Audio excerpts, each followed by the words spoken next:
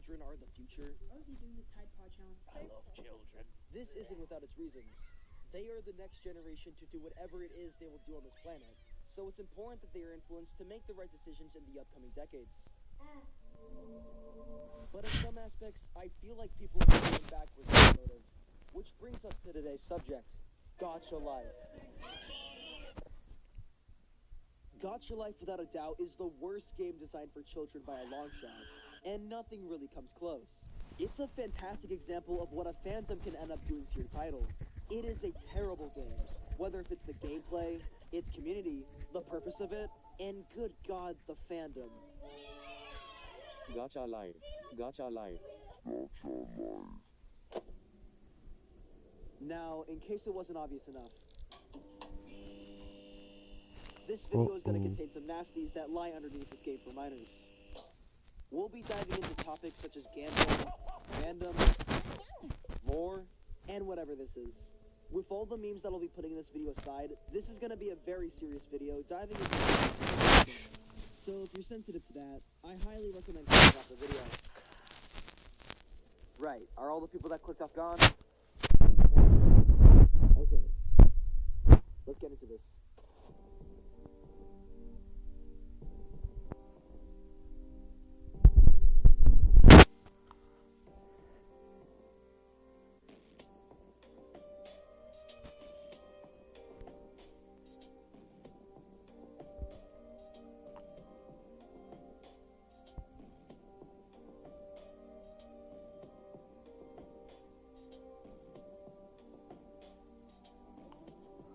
She came.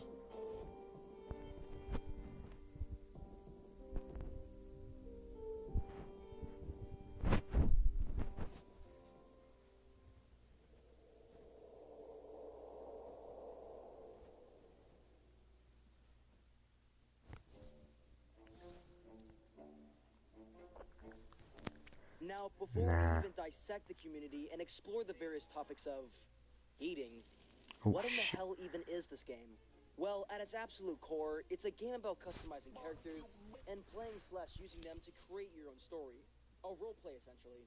There are, of course, other ways to play this game as well, but this is typically the main reason people use it. Alright, so, what's the problem? Okay, well, first things first, what on earth is this menu?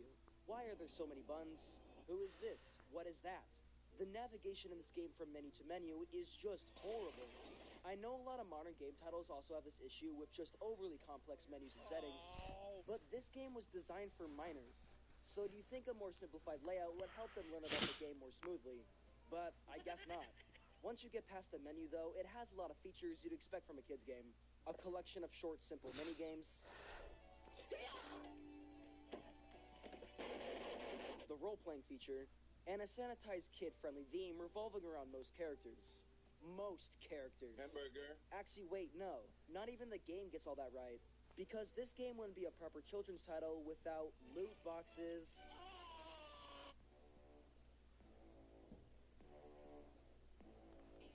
Yep, as if this was somehow not illegal, Gacha Life has its own gambling system for children to spend all their lovely parents' money on. Basically, Gacha Life uses gems as their online currency, and you actually start out with a decent chunk of these gems when you first begin the game. So what can you use these for? You can use them for talking to people. One of the ways you can play this game is by hitting the life category, where you can explore worlds of gacha characters to your heart's content. But, wait a minute. Something ain't right. In order to engage in basic communication with these guys, you need gems as a mean of stamina. There you can level up with your XP. But once you're out of stamina, well, you have two options. You can either grind for the rest of the day to get back your gems, or you can go to the wonderful shop, where you can buy up to $20 worth of gacha gems. Wow. Despite the game clearly spawning a wave of children getting addicted to gambling, it doesn't look like the gacha series is planning to stop the system anytime soon, as their sequel, Gacha Studio, still is plagued with this problem. What makes this frustrating is just how useless it all is in the end. The game is meant for role-playing and making scenes. It's honestly hard to even call this a game at all. So why implement a gambling system when it clearly doesn't need it? Why add it other than nothing more than just pure greed? And the worst part is that the loot itself kinda sucks. So it's a lose-lose. It's such a weird system too. You spend all this time getting back your stamina by using the gems to just talk to more NPCs. And sometimes the dialogue is just alien. And of course, it wouldn't be bad enough without random loot boxes you can open. Because how else are we gonna get money from our wonderful fan base? Oh, and the fan base. Yeah, let's talk about that.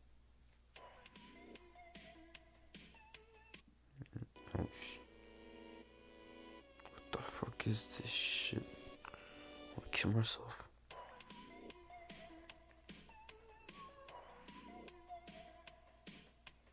So we're now at the part of the video where we're stepping out of the gameplay itself and more of into the people that play Gacha Life.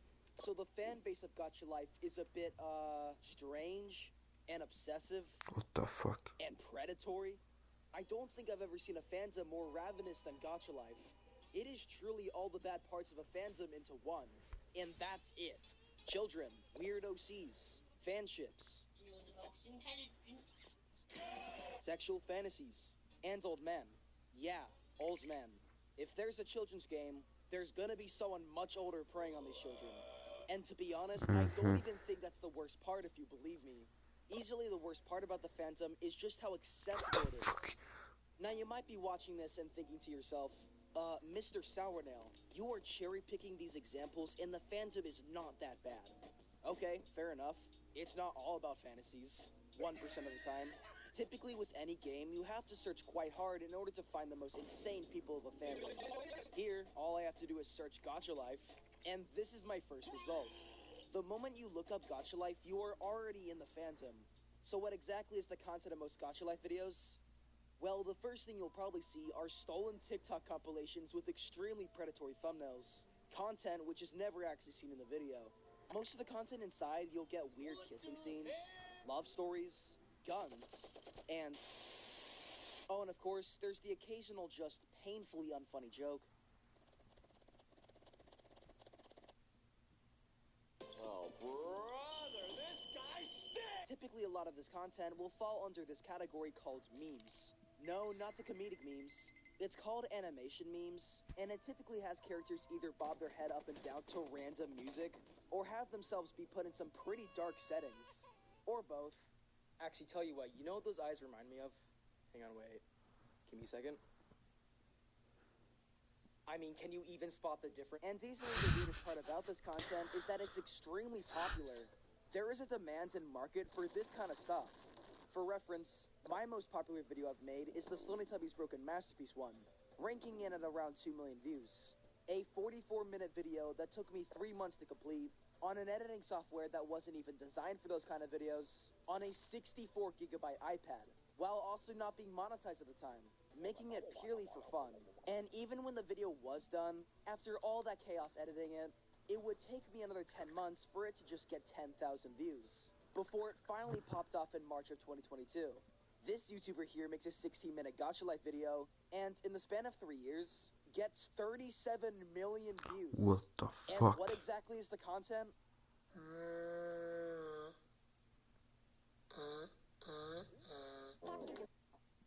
So yeah, my channel is screwed. I can't compete with these numbers. C'est de la merde. Oh, and let's go back to those TikTok compilations. Yeah, TikTok. Oh shit. If you thought some of the gacha content on YouTube was bad, check out TikTok. Now, in their defense, it does look like they're taking steps to restrict the content. More than YouTube, in fact. You can no longer even look up Gacha Life. You can still bypass the system, though, for the most part. But since we're on the topic of TikTok, I should also bring up YouTube Shorts, which is not only even more predatory due to the less stricter rules, but it actively encourages it. A typical code word for 18+ content on Gacha Life is heating, which I'm sure is about as weird as you could imagine. And even if you didn't look at the heating part of Gacha Life, you will still get 18+ content without even having to scroll that far. And, hold up. 18+? Hello? And because of the way TikTok's algorithm works, where the more content of something you watch, the more likely you are to get it, you will always be getting Gacha Life heating.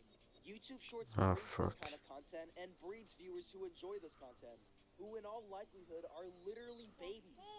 So yeah, Gacha Life psychologically damages the developing brains of kids. Could it get any worse?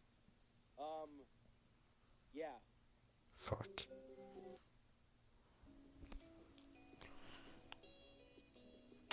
La mazza codis. Oh fuck! So of course, if there's gonna be a game whose demographic is made up of kids, but the content itself is leaning to adulthood, there's gonna be the occasional Pedophile. Yeah, I don't want to say that word, so I'm just gonna refer to them as old men. And hold up, wait a minute. Because YouTube doesn't see this stuff as YouTube Kids content, the comment sections are on. Oh no. And I'm sure you can imagine how strange the comment section is gonna be. In fact, let's actually take a look.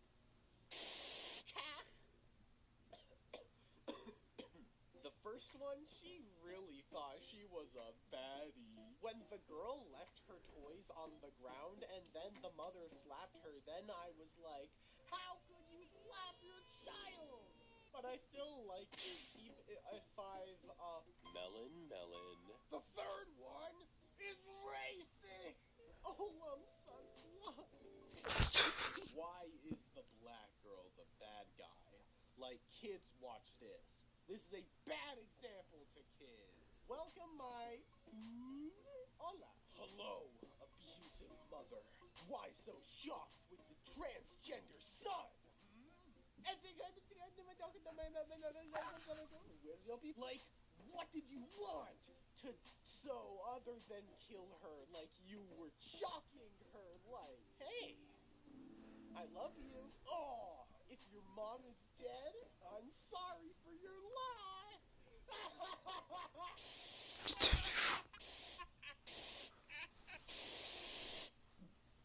And now for something completely different.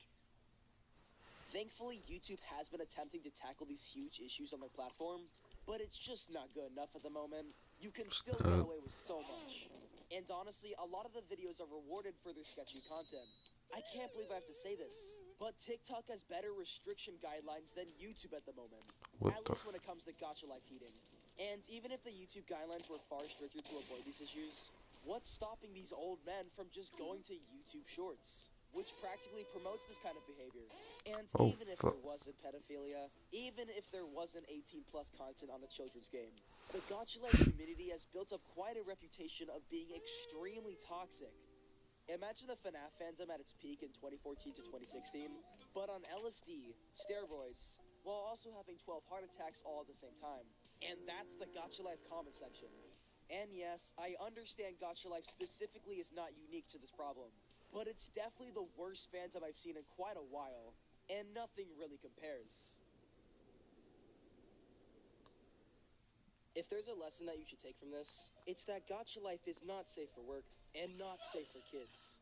It's a weird game with loot boxes and gambling, overly complicated menus, a toxic fanbase, and a creepy fanbase, all hidden right under that 9+ rating. So yeah, stay away from gacha life, please. And yes, not everyone in the gacha life community is mentally insane, only a majority, but seriously, if you want a more refined role-playing experience that doesn't include pay-to-win mechanics and a toxic fanbase, then just go play Duck Life. You're literally pretending to be a duck, and it's awesome. Duck Life. I'm gonna shoot myself. Fuck humanity.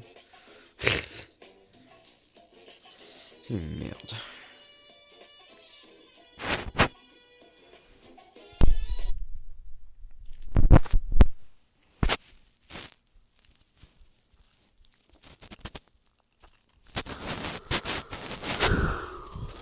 J'arrête de dormir à place.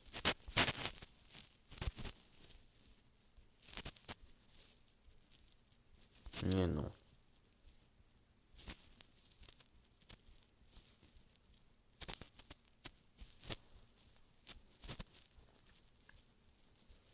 Mais je suis plus.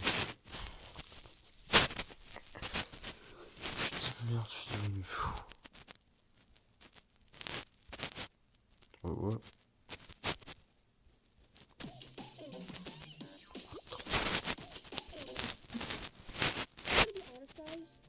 I couldn't really find any footage of Beast Fight and 4.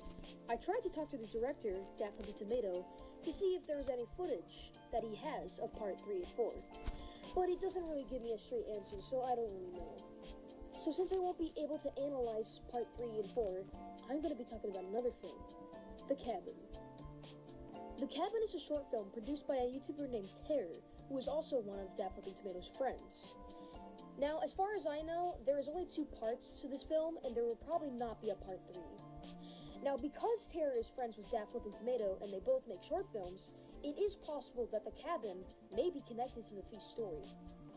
A quick reminder to Terror, I might make a few mistakes in this video, so please forgive me. One more reminder is that, like before, the voice acting and acting in general is not that great. But I had a blast watching this, and again, I hope you do too. Let's begin. What the fuck is this shit? Oh shit, nice.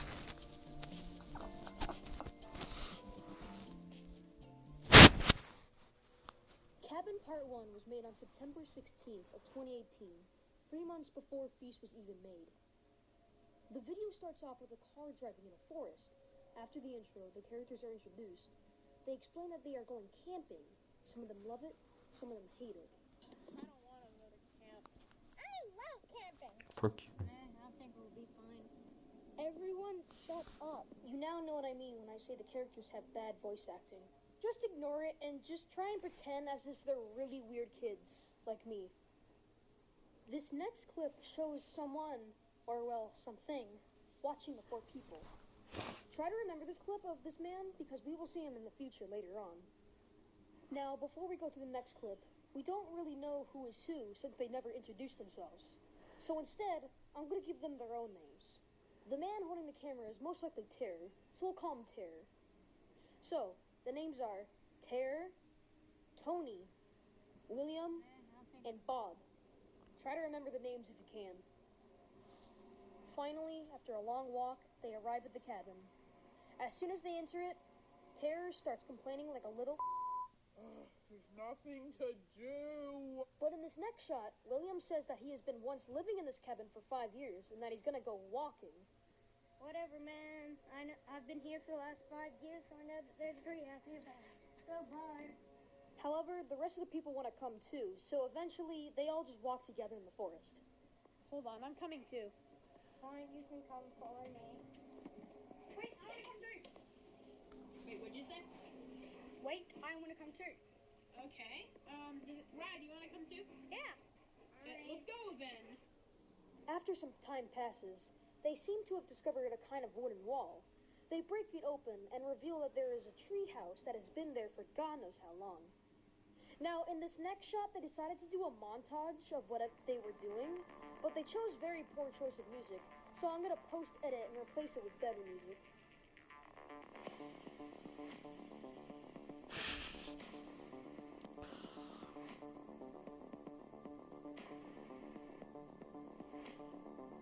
What the fuck?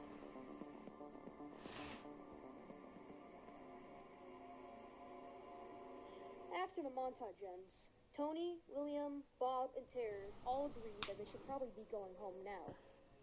As Tony gets back into the house, a mysterious man with a wielding axe comes into his house as well. The murderer finds Tony and literally cuts him to death with an axe. Nice, As Jason. William and Bob get back to the cabin and is at the front door, they are greeted with an axe slamming to the door.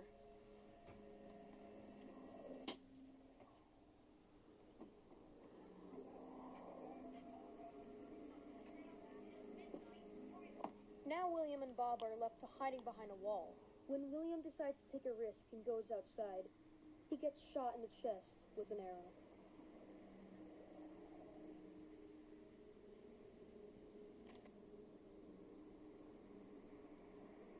With Bob being the only one alive, he hides as best as possible. The murderer tries to look through the window, but he can't find anything, so he leaves. And thus, fast forwards 12 hours later.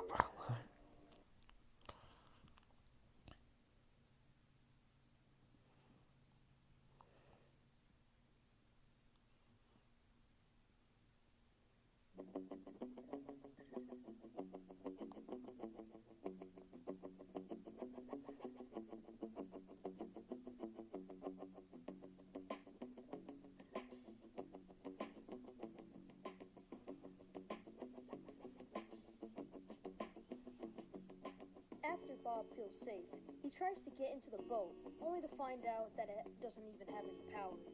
And after that, the murderer comes and makes his move.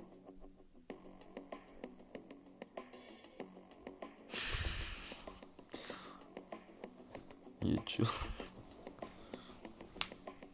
Yeah, I know. Pretty edgy stuff. When the killer pulls out his knife, it goes to the next clip, where William is turned out to actually be alive and survive the attack. He gets up and tries to get to the boat. Meanwhile, Bob and the killer have a fight.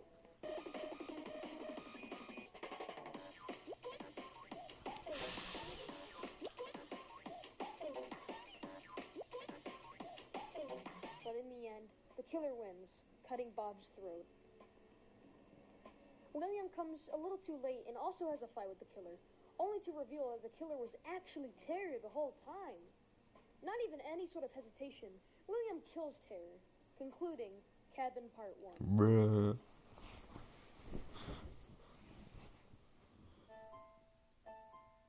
Now, hold up. We still honestly have a lot to talk about in this film. First off is the poor construction of the video. The Cabin wasn't really a good film. If I were to put Feast and Cabin on the tier list, Feast would probably be in B+, and Cabin would be in F-. Now, since this was made in 2018, of course it would be cringy. It would be cool if Terror remastered the film in today, 2020. Now, because it's a bad film, doesn't mean it raises some good questions, like how and why Terror was the killer to even begin with. Who was the man stalking him at the beginning if Terror was the killer, and where does William go to next? Hopefully we can find out soon. Now, before I go, I just want to say a few things. First off, Feast now has a soundtrack. There are currently 2 songs right now, named Overdue and Chrome Cage. The song playing right now is actually the Overdue song, and it makes pretty good outro music, so I might use it frequently. Second is that the next video we will talk about is Cabin 2. And also, just because I said Cabin was a bad film, does not mean you should dislike his vid. Please don't witch hunt him. It was very fun to watch. Alright guys, I'll talk to y'all again soon. Later.